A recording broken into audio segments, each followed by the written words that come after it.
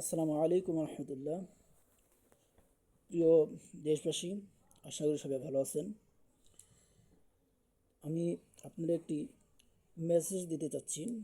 সেটি হচ্ছে যে কিছু সন্ত্রাসী এবং উগ্রপন্থী যারা এই দেশটাকে এতদিন পর্যন্ত একেবারেই নর্দমার কীটের মতো বানিয়ে রেখেছিল, ঠিক আজকে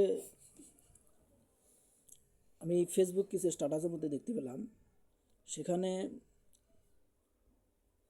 চাঁদাবাজি এবং মাছের ট্রাক ছিনতাইয়ের মতো অপবাদ তারা জামাত শিবিরের বিরুদ্ধে লাগিয়ে দিচ্ছে।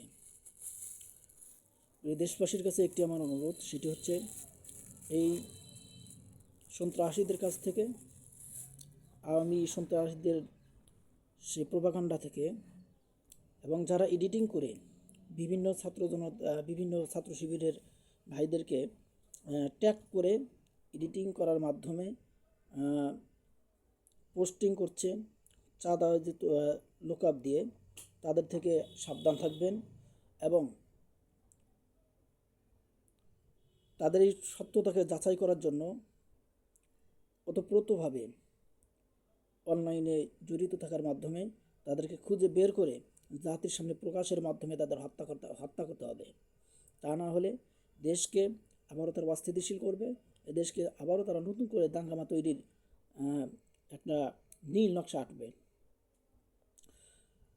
তাই আমি বলছি যে আপনারা জানেন বাংলাদেশ জামাত ইসলামের বিগত দিনগুলোতে কত নির্যাতন এবং নিপীড়ন সহ করেছে।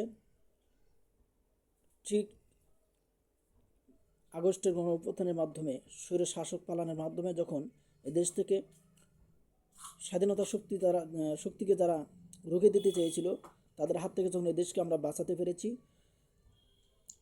আর এর ভূমিকা সবচেয়ে বেশি ছিল জামাত ইসলামের, আপনারা সবাই জানেন।